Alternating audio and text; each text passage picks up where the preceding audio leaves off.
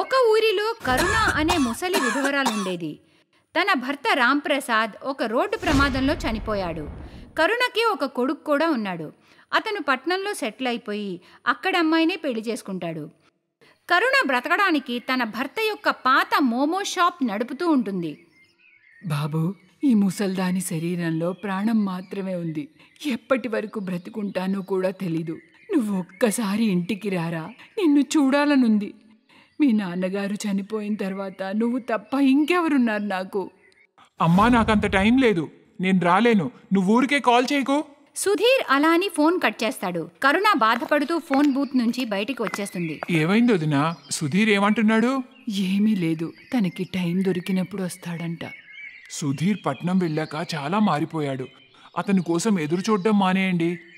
ధనీరామ్ గారు, ఏ తల్లైనా తన బిడ్డని మర్చిపోలేదు. ఎంత డబ్బులయ్యాయి? నేను మీ నుండి డబ్బులు ఎలా తీసుకుంటాను వదినా? ఏం పర్లేదు, మీరు జాగ్రత్తగా ఇంటికి వెళ్ళండి. లేదు ధనీరామ్ గారు, నేను మీకు ముందే చాలా అప్పున్నాను. నేను ఇప్పటి వరకు ఆ డబ్బులే ఇవ్వలేకపోతున్నాను. డబ్బులదే ఉంది వదినా, మీ దగ్గర ఉన్నప్పుడే ఇవ్వండి, ఏం పర్వాలేదు. కరుణ అక్కడి నుండి ఇంటికి వచ్చి తన మోమోస్ పని చేస్తూ ఉంటుంది. రండి రండి, వేడి వేడి రుచికరమైన మోమోస్. ఒక్కసారి తింటే మీరు అస్సలు మర్చిపోలేరు. ఆమె తన షాప్ని ఒంటరిగానే నడుపుతూ ఉంటుంది. ముసల్తనం వల్ల తను ఎక్కువగా పని చేయలేకపోతుంది. అయినా కానీ తను రోజు మోమో షాప్ ఓపెన్ చేసి పని చేస్తుంది. చాలా కొంతమందే తన దుకాణానికి వచ్చేవారు. అప్పుడప్పుడు తన షాప్కి ఒక్కరు కూడా వచ్చేవారు కాదు. కరుణ బ్రతుకు మరింత కష్టంగా మారింది. కరుణ చాలా మతపరమైన స్వభావం గలది. తను ప్రతిరోజు గణేశుడి గుడికి వెళ్ళి నీళ్లు ఇచ్చి ప్రార్థన చేసుకునేది. ఓ దేవుడా, నా పైన కొంచెం దయ చూపించు. నా జీవితం చాలా కష్టంగా మారింది. బయట అప్పు చేసి నేను నా కొడుకుని చదివించాను. కానీ ఇప్పుడు వాడు నన్ను చూడ్డానికి కూడా రావట్లేదు. నా భర్త చనిపోయాక ఆయన షాప్ని నడపడం చాలా కష్టంగా ఉంది. నాకు ముసల్తనం వచ్చేసింది. దేవుడా, దయ చూపించు. ఈ ముసల్దాన్ని కరుణించు స్వామి. అలా అని కరుణ అక్కడి నుండి వెళ్ళిపోతుంది. కరుణ బాధగా అలా షాప్లో కూర్చుని ఉంటుంది. అప్పుడే కరుణ వద్దకి ఇద్దరు కవల పిల్లలు వస్తారు. ఇద్దరూ 16 ఏళ్ల కుర్రాళ్లే. వాళ్ళు ఆమెతో ఇలా అంటారు. అమ్మా, మా ఇద్దరికీ ఇల్లు లేదు, నీతో మేము ఉండొచ్చా? దానికి బదులుగా మేము నీ షాప్లో పనంతా చేస్తాం. బాబు, నేనే ఇబ్బందుల్లో ఉన్నాను. ఇక నేను మిమ్మల్ని ఎలా ఉంచుకుంటాను? అమ్మా, మేము నీ పనులన్నీ చేసి పెడతాం. నీ ఇంట్లో కొంచెం చోటు ఇస్తే చాలు. సరే అయితే. కరుణకి ఆ ఇద్దరి కవల పిల్లలపై దయ కలుగుతుంది. తను ఆ ఇద్దరిని తనతో ఉండడానికి ఒప్పుకుంటుంది. భగవంతుడిసారి కరుణ ప్రార్థన వింటాడు. వాళ్ళిద్దరూ దేవుడు పంపిన దేవదూతలు. దేవుడు కరుణకి సహాయం చేసేందుకే వాళ్ళని పంపుతాడు. కరుణ మోమోస్ తయారు చేస్తూ ఉంటుంది. అమ్మా, మీరీ పని మాకు వదిలేయండి, మేం చూసుకుంటాం. మీరు వెళ్ళి విశ్రాంతి తీసుకోండమ్మా. కరుణ వంటింటి నుండి వెళ్ళిపోతుంది. ఆ తర్వాత ఇద్దరూ డోర్ వేసుకుంటారు. కాసేపటికి డోర్ ఓపెన్ చేయగానే మోమోస్ అన్నీ చాలా బాగా తయారు చేసి పెట్టడం కరుణ చూస్తుంది. అది చూసిన కరుణ చాలా సంతోషపడుతుంది. అబ్బో, మీరిద్దరూ చాలా బాగా పనిచేస్తున్నారే.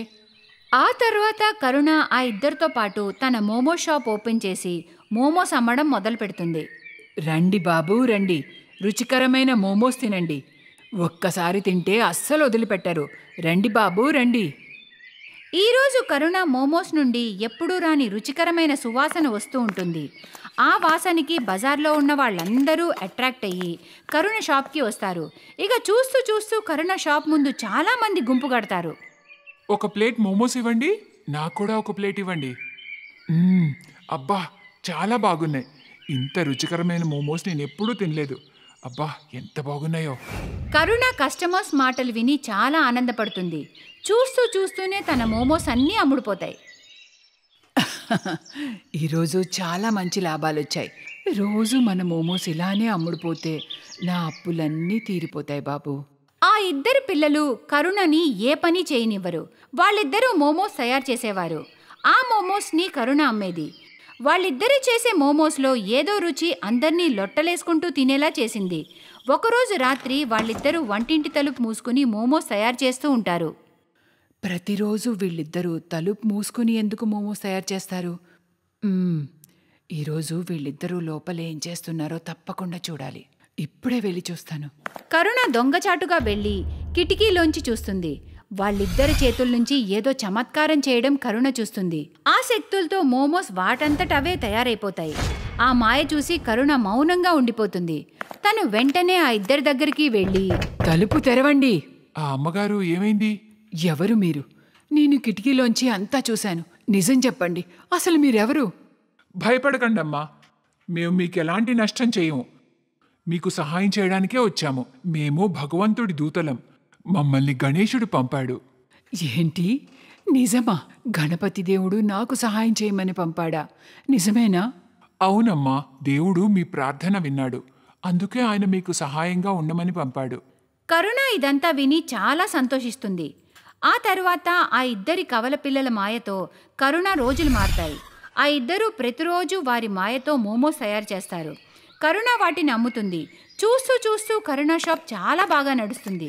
తన మోమోస్ తినడానికి జనాలు దూరం నుండి వస్తూ ఉంటారు. అలా కరుణ పెద్ద మోమో షాప్ని ఓపెన్ చేస్తుంది. ఇక మెల్లమెల్లగా తన అప్పులన్నీ తీర్చేస్తుంది. ఇప్పుడు కరుణకి డబ్బు సమస్య లేదు. ఈ విషయం కరుణ కొడుకు సుధీర్ వరకు చేరుతుంది. ఇక్కడ సుధీర్ జాబ్ కూడా పోతుంది. అందుకే ఒకరోజు కరుణ కొడుకు సుధీర్ అతని భార్యతో తిరిగి వస్తాడు. అమ్మా, నేను వచ్చేసానమ్మా. సుధీర్ బాబు, వచ్చేసావా? నిన్ను చూసేందుకు ఈ అమ్మ కళ్ళు కాయలు కాశాయి బాబు. అమ్మా, నువ్వు నాకు బాగా గుర్తొచ్చావు. నన్ను క్షమించమ్మా. నేను ఒక పిచ్చోణ్ణి. నిన్ను కలిసేందుకు రాలేదు. నాకు మతిపోయింది. కానీ ఇప్పుడు నేను వచ్చేసానమ్మా. ఇదిగో ఈమె నీ కోడలు. నమస్తే అత్తయ్య. బాబు, నువ్విక్కడికి వచ్చినప్పుడే నేను నిన్ను క్షమించేశాను. ఈరోజు భగవంతుడు నాకు అన్ని సుఖాలు ఇచ్చాడు. నేను చాలా సంతోషంగా ఉన్నాను బాబు. నాకు ఇంకేం అవసరం లేదు. పద ఇంటికి, అందరం కలిసి వెళ్దాం. ఏమైంది? బీరువా తాళాలు దొరికాయా? ఇదిగో. సరే, త్వరగా ముసల్దాన్ని డబ్బులన్నీ తీసుకొని ఇప్పుడే వెళ్ళిపోదాం. మీరా మరియు సుధీర్ చాటుగా వెళ్ళి బీరువా తలుపులు తీస్తారు. ఇక తను బీరువా నుండి డబ్బులన్నీ తీసి వాళ్ళ బ్యాగ్లో నింపుకుని అక్కడి నుండి పారిపోతారు. పరిగెడుతూ వాళ్ళ ఊరి నుంచి బయటికి వచ్చేస్తారు. వాళ్ళు అలిసిపోయి ఒక దగ్గర కూర్చుంటారు. ఇంత డబ్బు నేను జీవితంలో మొదటిసారి చూస్తున్నాను. ఒకసారి బ్యాగ్ తీసి చూపించు, కొంచెం మనస్ఫూర్తిగా చూసుకుంటాను. సుధీర్ డబ్బుల బ్యాగ్ని తెరిచి చూస్తే దానిలో ఒక రాయి ఉంటుంది. ఇద్దరి కవల పిల్లల మాయంతో ఆ డబ్బంతా రాయిలా మారిపోతుంది. అది చూసి వాళ్ళిద్దరూ ఆశ్చర్యపోతారు. వాళ్ళిద్దరూ ఆ రాయిని తిప్పి చూస్తారు. కానీ డబ్బులు జాడే ఉండదు. అరే, డబ్బేమైంది? దీంట్లోనే పెట్టాం కదా. అవును, డబ్బులేమయ్యాయో తెలియట్లేదు. అప్పుడే అక్కడికి కవల పిల్లలిద్దరూ వస్తారు.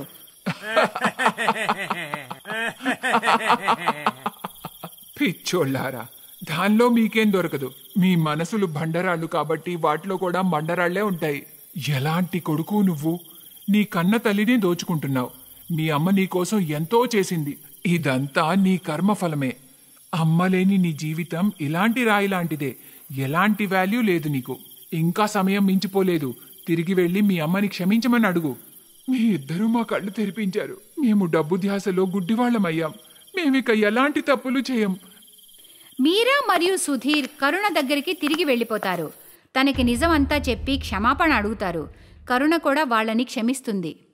నేను మీకు ఎలా ధన్యవాదాలు చెప్పాలో అస్సలు అర్థం కావట్లేదు. మీరు నాకు ఇంత సహాయం చేసినందుకు చాలా ధన్యవాదాలు. మీ వల్లనే నా కొడుకు కోడళ్ళు నా దగ్గరకు వచ్చేశారు. మీ ఇద్దరికీ చాలా చాలా ధన్యవాదాలు. అలా అనకమ్మా, మేమేమీ చేయలేదు. ఇదంతా ఆ దేవుడే చేయించాడు. ఇప్పుడు మీ జీవితం బాగైంది. మాకు కూడా వెళ్లే సమయం వచ్చేసింది. మేం వెళ్లేందుకు అనుమతించండి అమ్మా. మేం వెళ్ళొస్తాం. మీరు జాగ్రత్తగా ఉండండి. అలా అని వాళ్ళిద్దరూ అక్కడి నుండి వెళ్ళిపోతారు. ఆ తర్వాత కరుణ జీవితం ప్రశాంతంగా మారింది. తనకి దేని కొరత లేదు.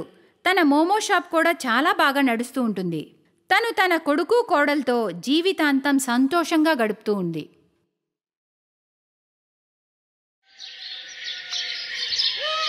అనికేత్ ప్రియాంక ఈరోజు కోర్టు మ్యారేజ్ చేసుకున్నారు. అనికేత్ గొప్పింటి అబ్బాయి, కానీ ప్రియాంక పేదింటి అమ్మాయి.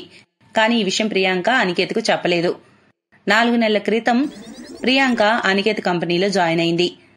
మెల్లగా వాళ్ళిద్దరి మధ్య ప్రేమ పుట్టింది. ఇక ఇద్దరు పెళ్లి చేసుకున్నారు. బహుశా నీకు ఎవరైనా ఈ లోకంలో ఉంటే బాగుండేది ప్రియాంక. పర్వాలేదు, ఇక మా అమ్మా నాన్ని, మీ అమ్మా నాన్న కూడా. అనికేత్ ప్రియాంకను తీసుకుని ఇంటికొచ్చాడు. ఆమె చాలా సంతోషంగా అనికేత్ ఇంట్లోకి వచ్చింది. ప్రియాంక అత్తారింట్లో కూడా అందరికీ ఆమె అనాథనే విషయం మాత్రమే తెలుసు. కానీ నిజానికి ఆమెకు ఒక ముసలి పేద అమ్మ ఉంది. ప్రియాంక తన పేద అమ్మ గురించి చెప్పుకోవాలంటే సిగ్గుపడేది. కొన్ని రోజుల ముందు, నువ్వు ఇలా పెళ్లి చేసుకోవడం నాకేం అభ్యంతరం లేదమ్మా, కానీ నువ్వు గొప్పింటి అబ్బాయిని పెళ్లి చేసుకున్నంత మాత్రాన నన్నెందుకు కలవనివ్వవు? ఓహో అమ్మా, నువ్వు కలిస్తే ఏంటి, కలవకపోతే ఏంటి? నీ కూతురు ఈ పనికి మాలిన 4 మట్టి గోడల నుంచి మంచి ఇంట్లోకి వెళ్తుందని సంతోషించు, అక్కడ ఏసీలో ఉంటుందని సంతోషించు. ఆ విధంగా ప్రియాంక తన అమ్మతో ఎవరిని కలవనివ్వలేదు. ఇక ఆమె తన అత్తారింటి ఏసీ గదుల్లో సంతోషంగా గడుపుతుంది. నిన్న నువ్వు బజార్లో ఎవరో ముసలావిడితో మాట్లాడుతున్నావు. ఆమె నీతో ఏదో చెప్పుకుంటున్నట్లుగా అనిపించింది. ఎవరామె ప్రియాంక? అది ఎవరు? ఓహో, ఆమె అడుక్కునే ఆమె. నన్ను డబ్బు అడుగుతుంది. మీకు తెలుసు కదా ఈ రోజుల్లో అడుక్కునే వాళ్ళ గురించి. ఓ అవునా, సరే సరే, అది నిజమే. నువ్వు రెడీగా ఉండు, మన మూవీకి వెళ్దాం. నిజంగానా? వావ్. వాళ్ళిద్దరూ మూవీ చూడటానికి వెళ్తారు. దారిలో దూరంగా ప్రియాంకకి వాళ్ళమ్మ ఎండలో కంకులు అమ్ముతూ కనిపిస్తుంది. ఇక ప్రియాంక ఏమో ఏసీ కారులో చక్కగా కూర్చొని ఉంది. కానీ ప్రియాంక ఆమెను పట్టించుకోదు. కానీ తన కూతుర్ని చూసి ప్రియాంక అమ్మ ఆమెను పిలుస్తుంటుంది. అరే, నిన్నెవరో పిలుస్తున్నట్టుంది. పిలుప? అలాంటిదేమీ లేదు, మీ భ్రమ అదంతా. అయినా మీరు నన్ను ఎక్కువగా ప్రేమిస్తారు, రోజంతా నా గురించి ఆలోచిస్తారు, అందుకే అలా. మూవీ చూశాక వాళ్ళు ఇంటికి తిరిగి వెళ్తారు. ముసలి కౌసల్య ఇంటికి తిరిగి వచ్చి తన కూతురు చిన్నతనాన్ని గుర్తు తెచ్చుకుంటూ ఉంటుంది. ప్రియాంక నాన్న చనిపోయాక ఆ పేదమ్మ అక్కడ ఇక్కడ పనిచేసి ఆమెను పోషించేది. ప్రియాంక ప్రతి కోరిక తీర్చడానికి ఎంతో ప్రయత్నించేది. ఇంకా ప్రియాంక కోరికలన్నీ నెరవేర్చాలని డబ్బు పోగు చేస్తూ ఉంటుంది. ఆమెకు బాగా గుర్తొచ్చింది. ప్రియాంక స్కూల్ అయ్యాక కాలేజ్ వెళ్ళడానికి ఆమె కొత్త డ్రెస్సులు అడిగింది. అప్పుడు, ఓహ్ అమ్మా చూడు, నేనెప్పుడు నిన్ను పెద్దగా ఏమీ అడగలేదు. నువ్వెప్పుడు ఇంతే, నువ్వెప్పుడు నీ బికార్తనంతో ఏడుస్తావు. నిజం చెప్పాలంటే నాకు ఎవరైనా డబ్బున్నోడు దొరికాడంటే ఎంచక్క నేను ఈ ఇంటిని వదిలేసి ఎగిరిపోతాను. కానీ ఏ ధనవంతుడు ఈ పేదంటి పిల్లను పెళ్లి చేసుకుంటాడమ్మా? డబ్బున్నోళ్ళు ఎందుకు పెళ్లి చేసుకుంటారు వాళ్ళకి నేను పేద్దానని తెలియకుంటే. అంటే ఏంటమ్మా? అంటే నేనెప్పుడు అతనికి నా పేత్తనం గురించి చెప్పను, ఈ చిన్న బస్తీలో ఉండేదానని చెప్పను, నీ గురించి అస్సలు చెప్పను. లేదంటే అత్తారింట్లో తలదించుకుని బతకాలి జీవితం అంతా బికార్దాల్లా నీలా. తన ఒక్కగానొక్క బిడ్డ మాటలు గుర్తు తెచ్చుకొని ముసలి కౌసల్య కళ్ళల్లో కన్నీళ్ళొస్తాయి. ఆమె బాధపడుతూ ఉంటుంది. నా కూతురు గొప్పింటిదయ్యి తన తల్లినే మర్చిపోయింది. నన్ను తల్లిగా అంగీకరించడమే తనకు కష్టంగా మారిపోయింది. సరే, తనకు అంత కష్టంగా ఉంటే నేను కూడా నా మనసును రాయి చేసుకొని కూర్చుంటాను. కౌసల్య బీటలు వారిన గోడల మధ్య ఒక గుడిసెలో ఉంటుంది. ఆమె ఇంట్లో ఒక ఫ్యాన్ కూడా లేదు. మరోవైపు ప్రియాంక ఏసీ గదిలో నిద్రపోతూ చాలా సంతోషంగా ఉంది. అరెవ్వా, ఇల్లు ఏసీ అంటే ఇలా ఉండాలి, ఎంత హాయిగా ఉంది ఏసీలో. ఇక మా బికార్ అమ్మ ఇంట్లో ఒక ఫ్యాన్ కూడా ఉండదు. రోజంతా విసురుకుంటూ విసురుకుంటూ కూర్చోవాలి అక్కడ. అలా ప్రియాంక పెళ్లై 6 నెలలు దాటుతుంది. ఒకరోజు ప్రియాంక అనికేత్ తో పాటు బజార్ వెళ్తుంది. ప్రియాంక ఒక చెట్టు కింద నిల్చొని ఉంటుంది. ఇక అనికేత్ తన కోసం ఐస్ క్రీమ్ తేవడానికి వెళ్తాడు. అప్పుడే ప్రియాంక బస్తీ ఆవిడ ఒకరు ఆమె దగ్గరకు వస్తారు. అరే ప్రియాంక, ఎలా ఉన్నావు నువ్వు నీ పేదమ్మను వదిలి గొప్పింట్లో అలా ఉంటున్నావే? పాపం మీ అమ్మ ఎంత ఆరోగ్యం పాడైందో తెలుసా ఆమెకు? ఆమె ఆరోగ్యం బాగా పాడైంది, బస్తీ వాళ్లే చూసుకుంటున్నారు. కానీ నిన్న ఆమె ఆరోగ్యం ఇంకా పాడవడంతో వెంటనే బస్తీ వాళ్ళు సర్కార్ హాస్పిటల్లో చేర్పించారు. కుదిరితే ఒకసారి ఆమెను కలువమ్మా, ఇక ముందు ముందు కలవగలవో లేవో ఎవరికి తెలుసు. అప్పుడే అనికేత్ అటుగా వస్తూ ఉంటాడు. ఇంకా ప్రియాంక ఇక్కడ కోపంగా ఆమెతో అంటుంది, నువ్వు నీ పన్ను చూసుకో, ఆమె నాకమ్మ, ఇంట్లో ఉండు, హాస్పిటల్లో ఉండు, నీకేంటి బాధ, పో ఇక్కడి నుంచి. ఆమె అక్కడి నుండి వెళ్లిపోతుంది. ఈ అడుక్కునే వాళ్ళకు అసలు పని పట్టలేదు. కానీ ఈసారి అనికేత్కు ఆమె మాటలపై నమ్మకం రాలేదు. అందుకే అతను కావాలని ప్రియాంకతో చెప్పాడు. ప్రియాంక డార్లింగ్, నాకు అర్జెంట్ పని గుర్తొచ్చింది. నువ్వు టాక్సీ తీసుకొని ఇంటికి వెళ్ళు, నా పని చూసుకొని నేను వస్తాను. సరే అండి, కానీ త్వరగా రండి. ప్రియాంక వెళ్ళగానే అనికేత్ ఆ స్త్రీని వెతుక్కుంటూ వెళ్లి ఆమెను అడుగుతాడు. అమ్మా, మీరు కాసేపటి క్రితం ప్రియాంకతో మాట్లాడుతున్నారు కదా, ఆమె మీకు తెలుసా? ఆ దరిద్రపు దాని గురించి మాట్లాడకండి, చాలా చెడ్డదది. దాని చిన్నతనంలో దాన్ని ఎత్తుకొని తినిపించాను, కానీ నన్ను గుర్తుపట్టడానికే నాటకాలు ఆడుతుంది. సరే, నన్ను వదిలేయండి, తన అమ్మను కూడా గుర్తుపట్టడం లేదు. లేదు లేదు, మీరు ప్రియాంకను అపార్థం చేసుకుంటున్నారు. ఎందుకంటే ప్రియాంకకి ఈ లోకంలో ఎవరు లేరు, తనొక అనాథ. నీ మాటలు బట్టి ఆమె నీ భార్య అని తెలుస్తుంది. అది అబద్దాల కోరు.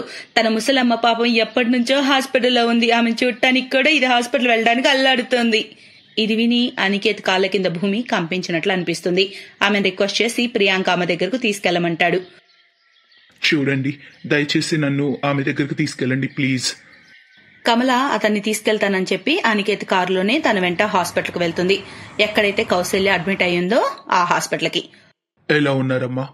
నీకు నా కూతురు తెలిస్తే తనతో చెప్పు, ఆఖరిసారి నేను పోయే ముందు నా కూతుర్ని చూడాలనుకుంటున్నా అని. అలా అనొద్దమ్మా, మీకు ఏం కాదు. ఇప్పుడు నేను మిమ్మల్ని పెద్ద హాస్పిటల్ తీసుకెళ్లి చూపిస్తాను. నువ్వెవరినైనా? అనికేత్ కౌశల్యని పెద్ద హాస్పిటల్ కి తీసుకెళ్లి తనకు మంచి ట్రీట్మెంట్ ఇప్పించి జాగ్రత్తగా చూసుకుంటాడు. మెల్లమెల్లగా ఆమె పూర్తిగా కోలుకుంటుంది. ఇక ఇక్కడ ప్రియాంకతో ముఖం మార్చుకొని తిరుగుతూ ఉంటాడు అనికేత్. ఆమెతో సరిగ్గా మాట్లాడు. తన భర్త అలా ప్రవర్తించడం చూసి ప్రియాంక అతను అడుగుతుంది, ఏమైంది అనికేత్, మీరెందుకు నాతో అలా ఉంటున్నారు? ఏంటి, మీకు ఇంకా అమ్మాయి ఎవరన్నా వేరే నచ్చారా? నిజానికి నాకు నీతో మాట్లాడాలని లేదు. కానీ ఎందుకు? నువ్వు నా దగ్గర కొన్ని విషయాలు దాచిపెట్టావు.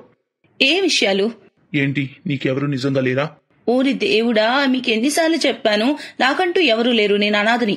ఓ సరే, కానీ నాకు ఈ రోజు స్పెషల్ గెస్ట్ వస్తారు. నిన్ను అమ్మా నాన్నల్ని కలవడానికి. నువ్వు మంచి వంటలు చెయ్యి. సాయంత్రానికి ప్రియాంక రకరకాల వంటలు చేస్తూ ఉంటుంది. ఆయన పెద్ద క్లయింట్ ఎవరో వస్తారనిపిస్తుంది. ఏదైనా స్వీట్ కూడా చేద్దాం. ప్రియాంక మటర్ పన్నీర్, పులావ్, రాయితా, కాలీఫ్లవర్, ఇంకా పాయసం, అలా రకరకాల వంటలు చేస్తుంది. కోడలా, అన్ని తయారయ్యాయా? హా అత్తయ్య. సరే, నువ్వు వెళ్ళి రెడీ అవ్వు. అలాగే ఇంట్లో ఉన్న ఏసీలన్నీ ఆన్ చెయ్యి, ఎంతో వేడిగా ఉంది, గదంతా చల్లగా అవుతుంది. సరే అత్తయ్య. కాసేపటి తర్వాత అనికేత్ ఇంటికి వస్తాడు. ఏమైందండి, మీ గెస్ట్ వచ్చారా? ఎక్కడ? వస్తున్నారు, ఒక్క క్షణం. ఆ అమ్మ లోపలికి రండి. తన ఎదుట కౌశల్యం చూసిన ప్రియాంక షాక్ అవుతుంది. ఏమైంది ప్రియాంక? నీకెవరు లేరు కదా, కానీ ఈమెను చూసి బాగా షాక్ అయ్యావు. మీ అమ్మని గుర్తుపట్టలేకపోతున్నావా? నువ్వు మమ్మల్ని మా దగ్గర డబ్బుందని జాగ్రత్తగా చూసుకుంటున్నావా? అసలు నీకు జన్మనిచ్చిన తల్లిని అలా ఒంటరిగా తన చావుకు తను వదిలేశావే. మా అందరి దగ్గర ఆమె గురించి నిజం చెప్పడం మానేశావే. దేవుడి దయ వల్ల అనికేత్కి సరైన సమయానికి తెలిసింది. అందుకే మీ అమ్మను చావు నుంచి అనికేత్ కాపాడగలిగాడు. నన్ను క్షమించండి మీరందరూ. నాకు అనిపించింది నేను పేదింటి దాన్నని తెలిస్తే మీరు నన్ను వదిలేస్తారని భయపడ్డాను. క్షమాపణ నువ్వు మీ అమ్మ పాదాలపై పడి అడగాలి. ఆమె నిన్ను తన రెక్కల కష్టంతో చిన్నప్పటి నుంచి పోషించి ఇంత పెద్దదాన్ని చేసింది. నన్ను క్షమించమ్మా. నేను అలాంటి కూతుర్నో నాకే అసహ్యం అనిపిస్తుంది. ప్రియాంకను వాళ్ళమ్మ క్షమిస్తుంది. తర్వాత అనికేత్ అతని ఇంట్లో వాళ్ళు చెప్పగా కౌశల్య కూడా వాళ్ళతోనే ఉండిపోతుంది. Thanks for watching.